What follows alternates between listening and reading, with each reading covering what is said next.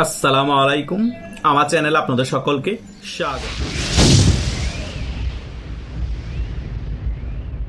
5 আগস্টে পরবর্তী সময় ডক্টর ইউনূস প্রধান উপদেষ্টা চেয়ারে বসার পর তিনি মনে করেছিল আমেরিকা এবং পাকিস্তানের সহায়তায় তিনি 5 বছর ক্ষমতায় থাকতে পারবেন, কেউ তাকে কিছু করতে পারবে না, কেউ তাকে কিছু বলবে না।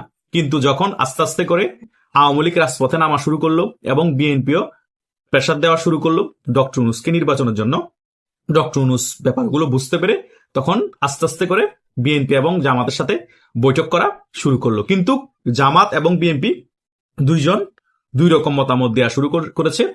তখন এই ডক্টর ইউনূসকে জামাত বিতর্কিত ভাবে চাইতো ডক্টর ইউনূস ক্ষমতায় থাকুক আরো অনেকদিন, আর বিএনপি চাইতো যাতে তাড়াতাড়ি নির্বাচন হয়ে যায়। কিন্তু ঘটনা যতই সময় পেরোতে থাকে ততই বেগতিক হতে থাকে। তাই ডক্টর ইউনূস পরে বাধ্য হয়ে বিএনপির কোলে উঠে বসে। তখন বিএনপির সাথে একটা সমঝোতা করে যে ফেব্রুয়ারিতে নির্বাচন হবে, তারেক জিয়ার সাথে গিয়ে লন্ডনে দেখা করে আসে। আমরা সকলেই জানি আমাদের সকলকে সেফ এক্সিট দিতে হবে, আমার সাঙ্গপাঙ্গ যারা আছে এবং আমাকেও সেফ এক্সিট দিতে হবে। আর সেই নির্বাচনে আমি আওয়ামী লীগকে নির্বাচন করতে দিব না এবং আওয়ামী লীগের কার্যক্রম নিষিদ্ধ যেটা করেছি সেটাও তুলব না। এরকম একটা চুক্তির মাধ্যমে এখন টেকনিক্যালি ভাবে ফেব্রুয়ারিতে নির্বাচনের দিকে আগাচ্ছে ডক্টর ইউনূস। কিন্তু ডক্টর ইউনূস বিএনপির হাতে ক্ষমতা যদি তুলেও দেয়, তবুও ডক্টর ইউনূস সেফ এক্সিট পাওয়া যদি হয়েও যায়, ডক্টর ইউনূসের যে সকল গং আছে তারা সেফ এক্সিট পেতে কষ্ট হয়ে যাবে। আর ডক্টর ইউনূসের পাতানো নির্বাচনের ফলে যে সরকার আসবে, আমি অনেক ভিডিওতে বলেছি, ওই সরকার টিকানো কষ্ট হয়ে যাবে। কারণ ওই সরকারের উপর ছায়া হিসেবে আমেরিকা সম্পূর্ণরূপে থাকবে না, হয়তো পাকিস্তান থাকতে পারে। কারণ আমেরিকার সাথে এখন ভারতের খুব দহরম মহরম সম্পর্ক চলছে, সেটা আমরা মোটামুটি অনেকেই ক্লিয়ার যারা জিও পলিটিক্স সম্পর্কে ধারণা রাখেন। কিছুদিন আগে ভারতের সাথে প্রতিরক্ষা চুক্তি করেছে আমেরিকা। শুধু প্রতিরক্ষা চুক্তি না, ভারত আমেরিকা থেকে 9.3 মিলিয়ন ডলারের অস্ত্র কিনছে, যা ভারতীয় টাকায় 825 কোটি টাকা। এবং ডোনাল্ড ট্রাম্পও ইচ্ছা পোষণ করেছে ফেব্রুয়ারি মার্চের দিকে ভারতে আসার জন্য। তার মানে আমেরিকা চাচ্ছে ভারতের সাথে আগের থেকেও বেশি ভালো সম্পর্ক করে ফেলতে। এখন আরেকটি প্লাস পয়েন্ট হচ্ছে, ভারতের সাথে শুধু এখন আমেরিকার সাথে ভালো সম্পর্ক হচ্ছে না, চীনের সাথেও মোটামুটি ভাবে বিগত দিন থেকেও ভালো সম্পর্ক হয়ে গিয়েছে এবং রাশিয়ার সাথে ইতিহাসের সবচেয়ে ভালো সম্পর্ক এখন চলছে। তাহলে বিশ্বের 3টে পরাশক্তি এখন ভারতের হাতে আছে, সকলের সাথে খুব ভালো সম্পর্ক হয়ে আছে এবং হয়ে যাচ্ছে আরো এই ভারতের সাথে। তাই এই ভারতকে কোনোভাবে কূটনীতিকভাবে প্রেসারে ফেলা সম্ভব না।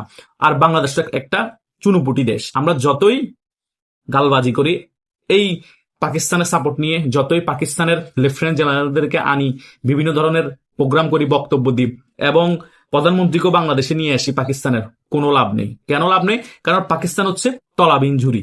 তারা নিজেরাই খাইতে পায় না, তারা নিজেদের প্রদেশের মধ্যে গৃহযুদ্ধ লেগে আছে, তারা নিজেরাই সেনাবাহিনীর শাসনের মাধ্যমে দেশটা পরিচালনা করে, নামেই শাহবাজ শরীফকে মূর্তির মতো বসিয়ে রেখেছে।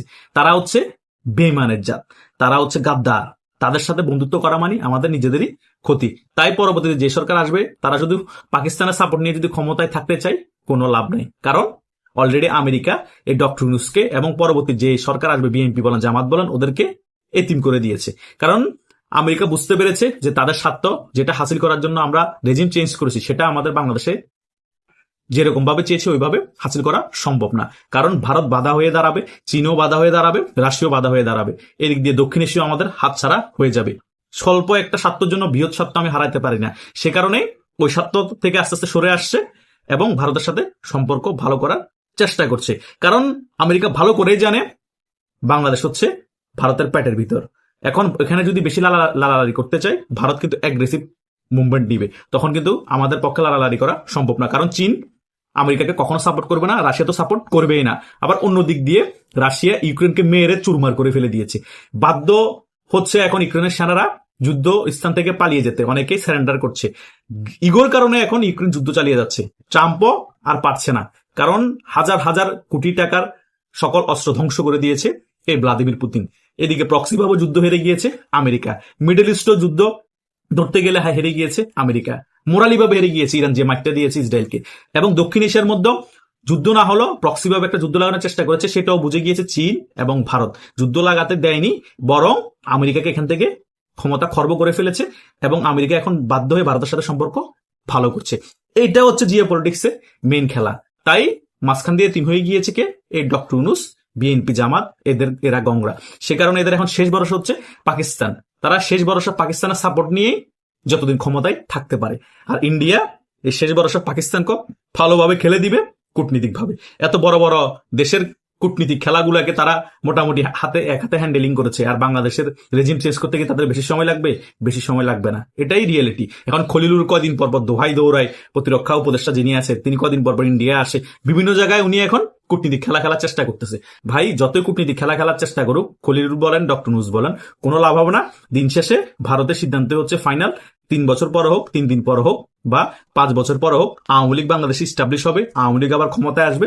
পরবর্তীতে পাতা নির্বাচনের ফলে যে সরকার আসবে সেই সরকারের পতন খুব সুন্দরভাবে হবে। আর তখন ওই সরকারের পতন যখন হবে, ওই রাজনৈতিক দলের পতন হলে 30, 40, 50 বছরও তারা ক্ষমতা তো দেখবেই না, তারা বাংলাদেশে রিফিউজির মতো থাকবে। একদম বাস্তব, সকল কিছু ভারত লিস্ট করে রেখেছে। তারা 20 বছর পর হলো সে জিতটা তুলবে বা 20 দিন পর হলো সে জিতটা তুলবে, কেউ নিস্তার পাবেন না। এটাই রিয়েলিটি, এটাই রিয়েলিটি। এটা আগে হয়েছে, ভবিষ্যৎ হবে। তাই যারা অনেক বেশি লাফাচ্ছেন ফেব্রুয়ারিতে নির্বাচন হয়ে যাবে, ক্ষমতায় আমরা চলে আসবো, ক্ষমতায় চলে আসলে আওয়ামী লীগকে মেরে আরো ঠান্ডা করে দিব, আরো কোণঠাসা করে দিব, এরা তো কার্যক্রম নিষিদ্ধ আছে, ছাত্রলীগের কার্যক্রম নিষিদ্ধ, রাজনীতি আর করতেই পারবে না। এর আগে ভাই আরো বহু ভাগা ভাগা মানুষে 2 থেকে 3 বার আওয়ামী লীগকে নিষিদ্ধ করছে, কোনো লাভ নেই। যতবারও নিষিদ্ধ করছে ততবারই আওয়ামী লীগ আগের থেকে শক্তিশালী রূপে ফিরে আসছে এবং বাংলাদেশের মধ্যে সবচেয়ে বড় দল হিসেবে থেকেছে এবং বাংলাদেশ শাসনও করেছে। এটাই হচ্ছে বাস্তবতা। তো ইতিহাস দেখলে কিন্তু আপনারা বুঝতে পারেন আওয়ামী লীগ আবারও ফিরে আসবে এবং আগের থেকে 10 গুণ শক্তি নিয়ে ফিরে আসবে, জনগণের দলে ফিরে আসবে এবং কেউ বাধা দিবে না। আমেরিকা বলেন, রাশিয়া বলেন, চীন বলেন এবং ভারত বলেন।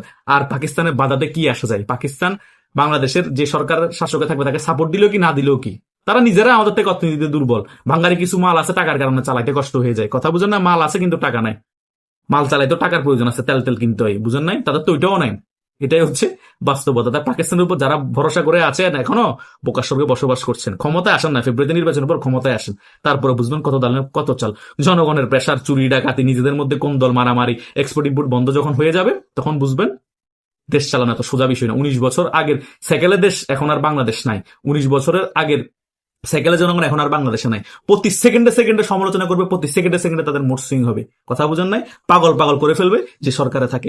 একমাত্র 16 বছর শেখ হাসিনা আয়রন লেডি ছিল বিদায় বাংলাদেশটাকে এক হাতে চালাতে পেরেছে। এই বাঙালিকে নিয়ন্ত্রণ করা এত সোজা না।